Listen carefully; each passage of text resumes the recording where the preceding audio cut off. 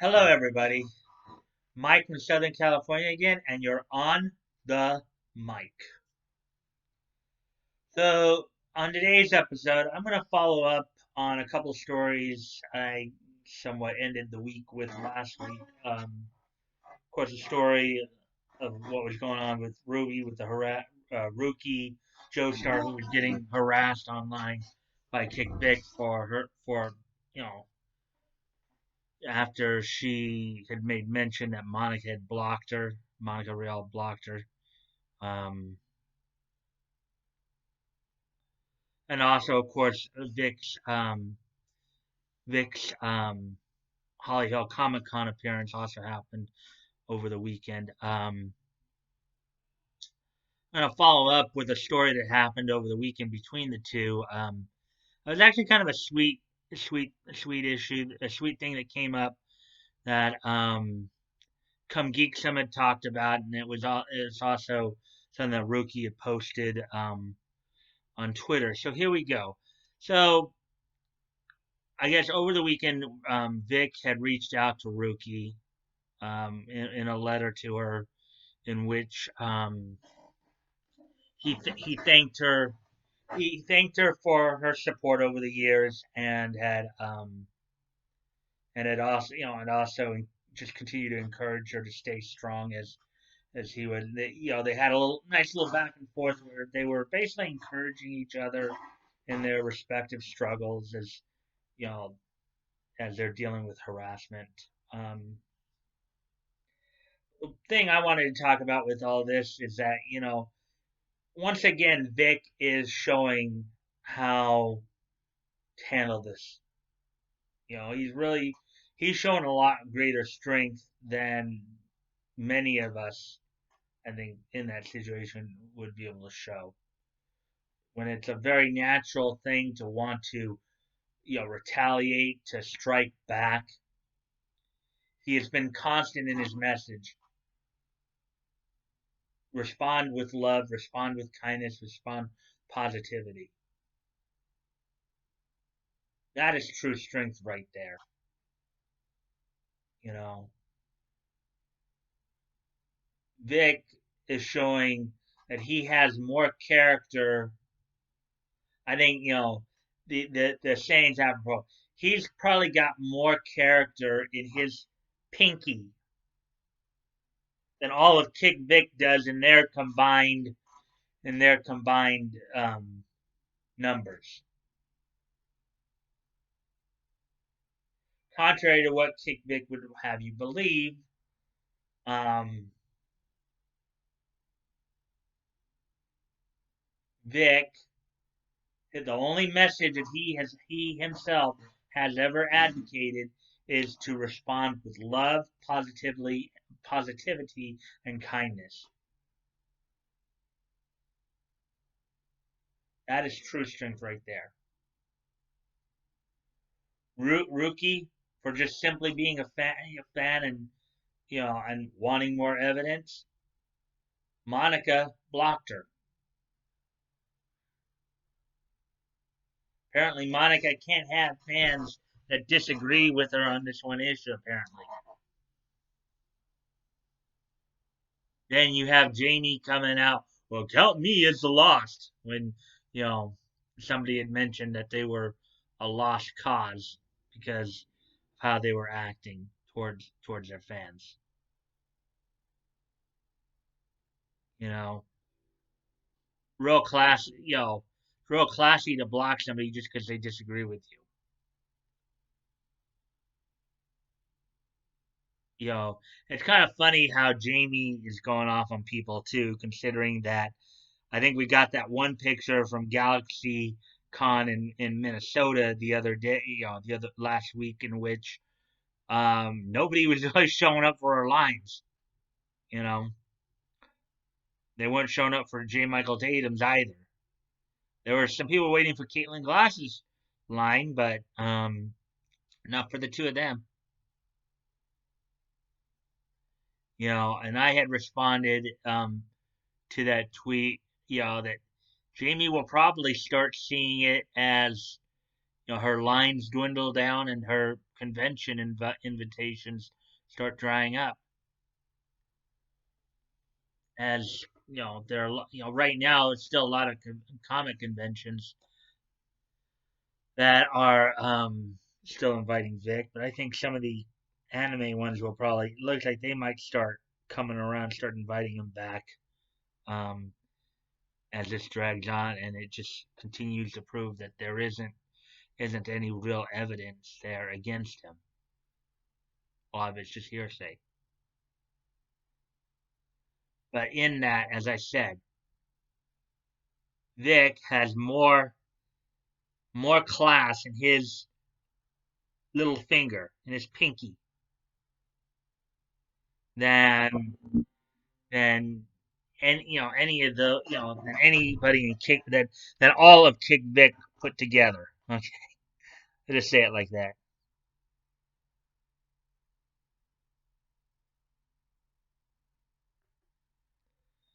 Um,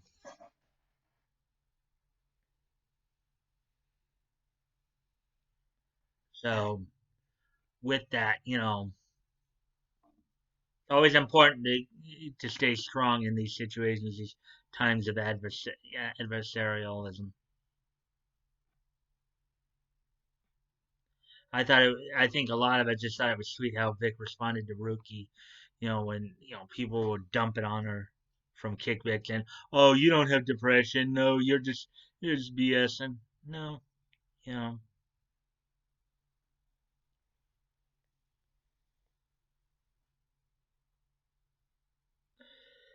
So with that being said and stuff, it's just goes to show you how people can sometimes be. It's unfortunate, but that's just kind of how it is. Um,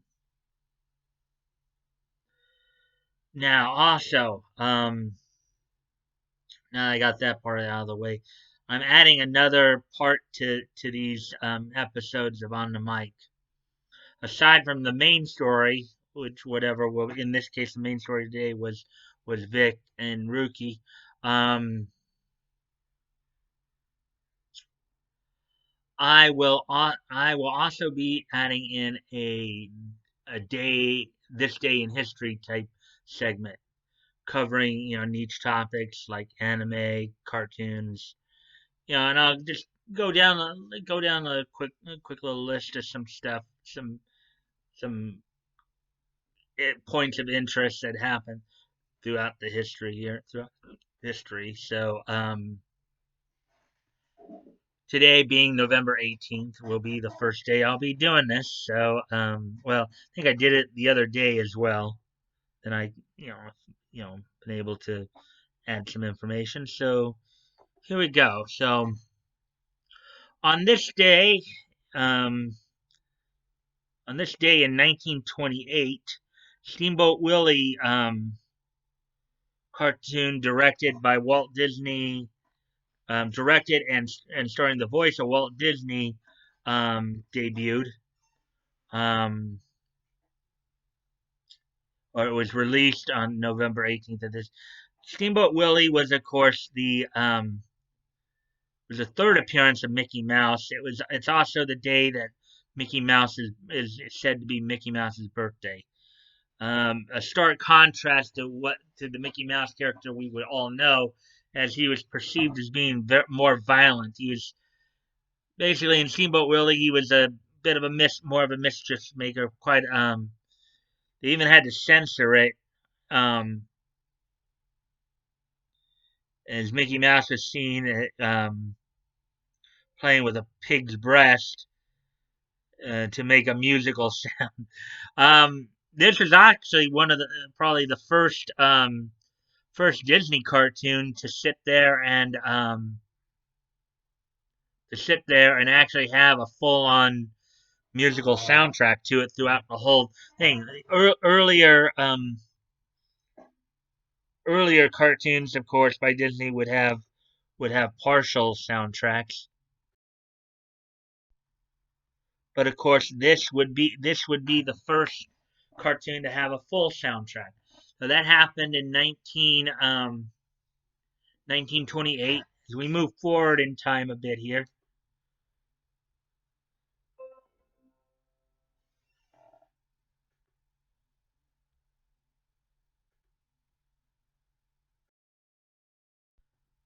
As we move forward in time to 1942, come upon this date on this date in history in 1942, Fawcett Comics would publish Captain Marvel #2, um, Volume One, Volume One, #2, in which he would of course have his first encounters with two of his arch enemies. He would have his Nazi villain in Captain Nippon, as Captain Marvel would have his with Captain Nazi. Um, he would also have his one of his first battles with Pied Piper in this issue, as well as facing the return of Mr. Macabre. Um,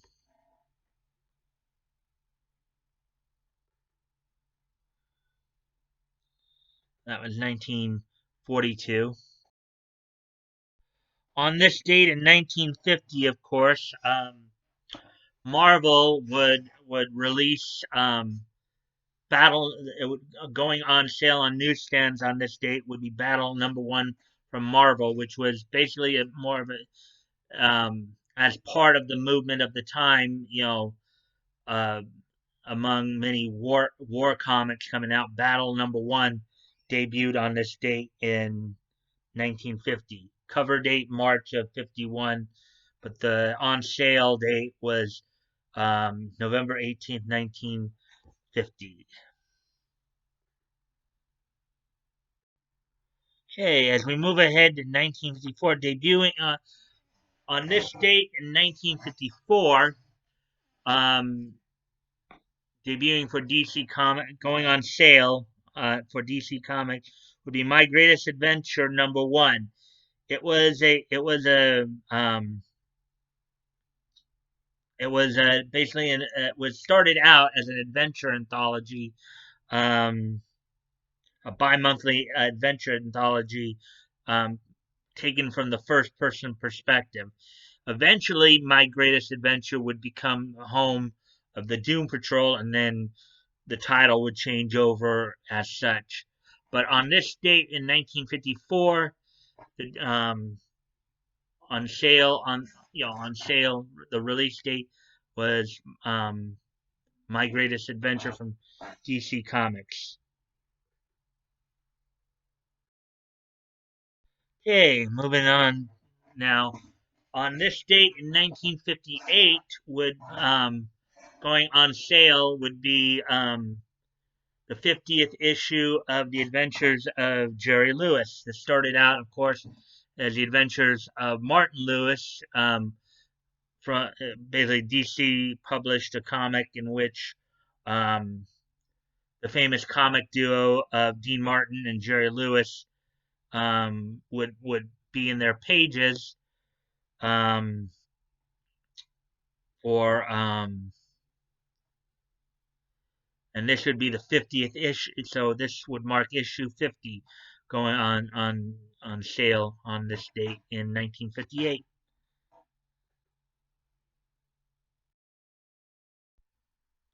Okay, so as we continue on here, on this date in 1965, going on sale for DC Comics would be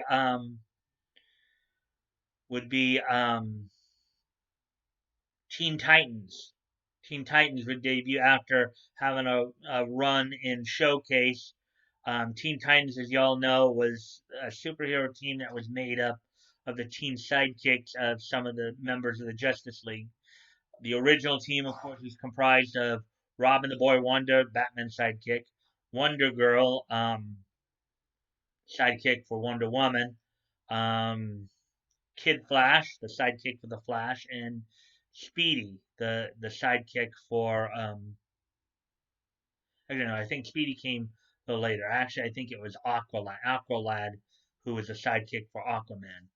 So it was actually Robin, Aquaman, Wonder Girl, and Kid Flash, and Speedy would join later. So Speedy, who was the sidekick for Green Arrow. So on this date, 1965, Teen Titans would go on sale. Volume 1 of Teen Titans would go on sale for DC Comics. Okay, so on this date in 1969, in the Marvel universe, making their respective debuts in Amazing Spider-Man number 81 and X-Men number 64 would be the characters of Kangaroo and Sunfire, who would, Kangaroo, I believe, was one of, maybe was probably an adversary of Spider-Man. Sunfire, as everybody probably a little bit more aware of, was a mutant, a fire-based mutant from Japan. Would be a sometimes ally, sometimes enemy of the X-Men. So, um,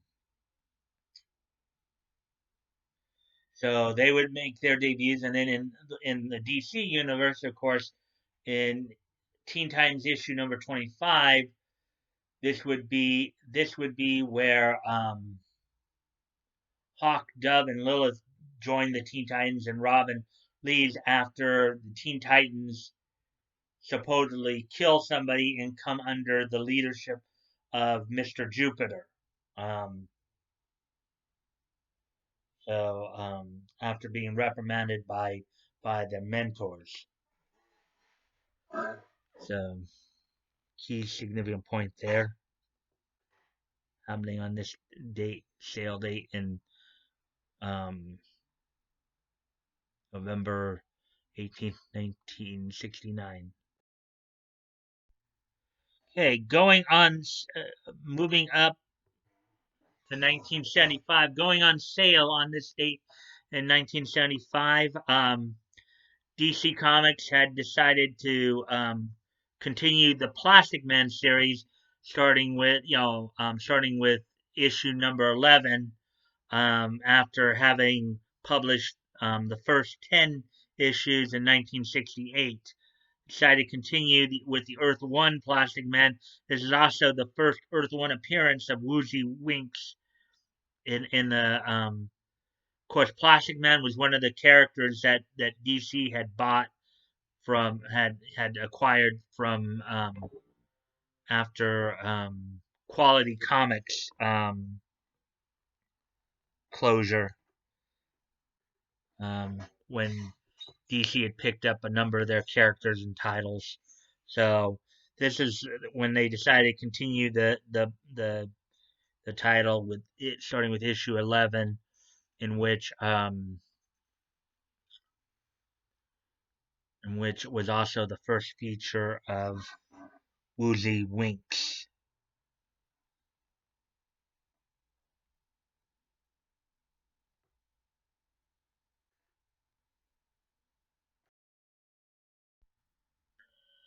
Okay, so we move ahead 1 year to 1976. On this sale date in 1976, in Wonder Woman number 228, as the first time that the two Wonder Woman of Earth 1 and Wonder Woman of Earth 2, would meet. Also, this was the first appearance of Red Panzer, who would be an enemy of the Golden Age Wonder Woman from the war era, from the World War II era. Um, this would serve as a transition in the title, from what I understand. And I think for a while there, I think Earth 2 Wonder Woman would take over, and then it would transition back to.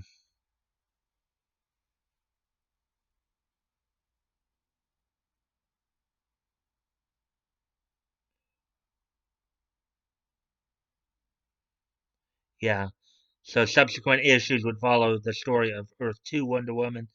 The Earth 2 portion of the story. Okay, yeah. So basically, for a while there, starting with 228, Um, the Wonder Woman title would focus on Wonder Woman 2 around the time period of 1942, is what is believed. So on this date in 1986, Marvel would release the 25th issue of the Generation One Transformers comic, the one that I myself. Okay, so basically the Transformers cartoon series that people like myself, those of us who are probably in their early 40s, probably grew up on, early to mid 40s, probably grew up on. Issue number 25 was released on this date in 1986 by Marvel. Okay, on this date in 1996, as we step away from comics for a moment, we go into the realm of professional wrestling.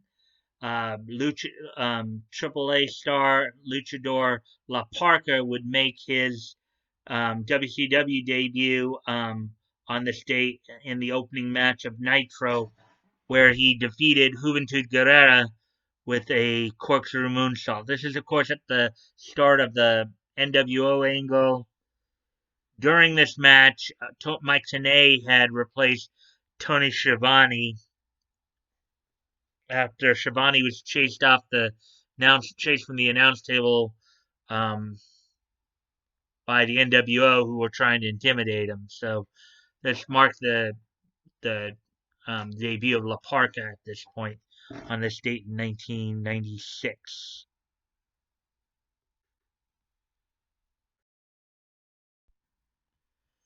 On this date in 1998, going back to comics here, a number of titles would make their debut.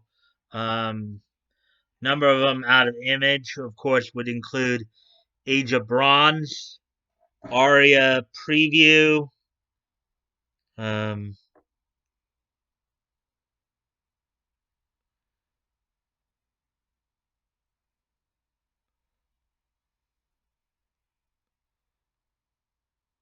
Aria Preview,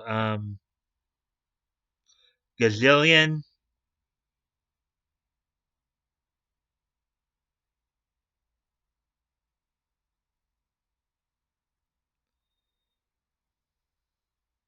Gazillion,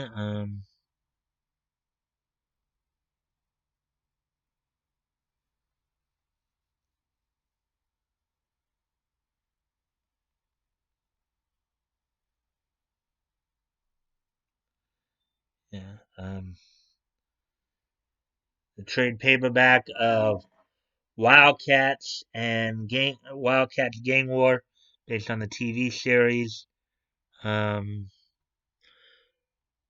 so those were all the Image titles, and then among some of the other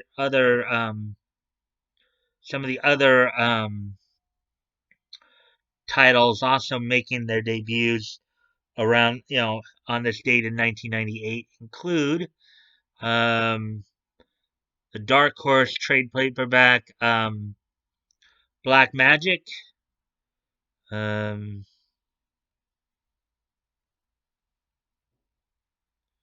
that's the Images Darkness Deluxe Collected Edition trade paperback. Um,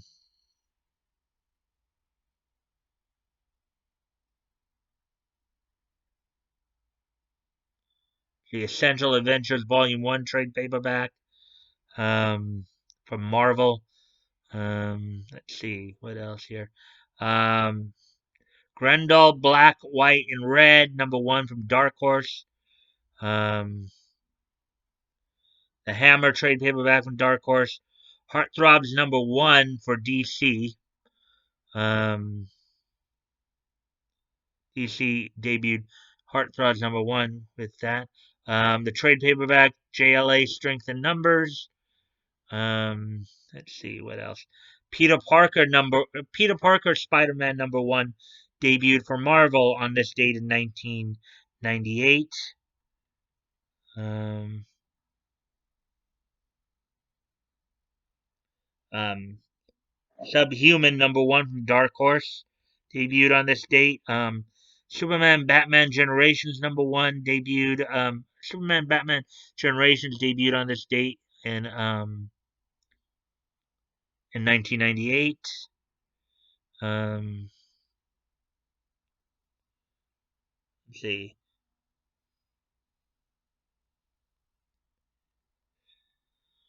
See, among some of the other stuff, I think there was one other thing that might have been. Let me see. Just take a quick peek here.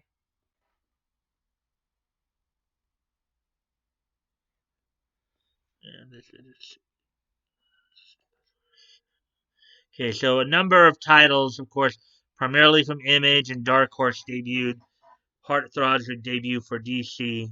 Um, I'd say no major. Of course, this is the period of post-crisis era. You know, so moving on then from there,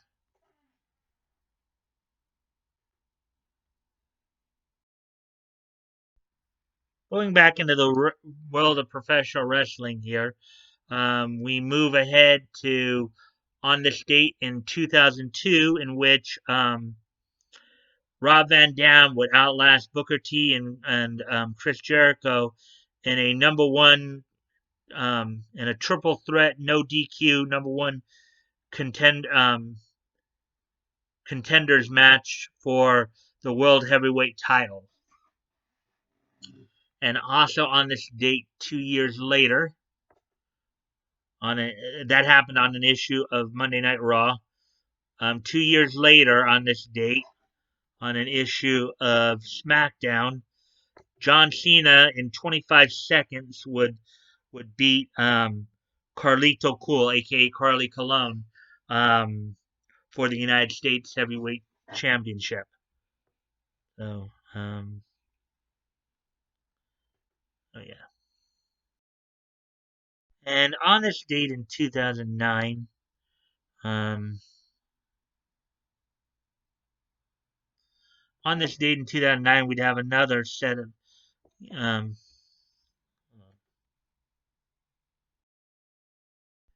okay, so one other thing that I forgot to mention earlier, back in '65, on this date in '65, was that Dial H for Hero debuted in House of Mystery as well. And then in 2015, on this date, is where a number of titles would be revamped and reintroduced as they were starting up 2015. So with that, I know this one got a little long. I was introducing a new part to this, try to shut it down as time rolls on.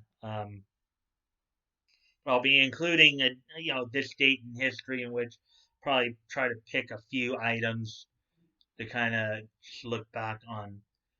So if you guys check the links below, if you want to contact me directly, my Twitter handle will be down there. Um, you can direct message me or comment on the videos or my tweets. As you know, I'm also promoting a bunch of dub companies. Go ahead and check out their work. Check the links. Remember, Funimation is not the only game in town. Um, I also am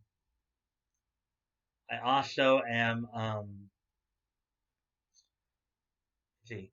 I also am still promoting the GoFundMe's and Tugs Indiegogo. You guys check them out. As always, guys, never feel like you have to. Never feel pressure to donate. If you have the means to, and it's on your heart to do so, please consider donating. If you've already donated, please consider donating again. And if you cannot donate, you can still help out the cause by sharing the links and sharing is caring after all. And you never know. It doesn't hurt to ask. Maybe there's somebody in your network of friends who might see it and say, "Hey, yeah, I want to help out too." You never know. It doesn't hurt to ask. And if you like this content, please consider liking, commenting, sharing, and subscribing, and hitting the notification bell. I will always get. I will usually reply to you guys on the comments. If you have a question. Um, and as I said, I decided to introduce this day in history segment. I know it went a little long today. Do better on my research and try to condense it more down. Um, Anyways, guys, I hope to see you guys tomorrow at the premiere of, I'll be recording anime conventions preview in the day and then setting the premiere for later on that evening. Um, until then, bye.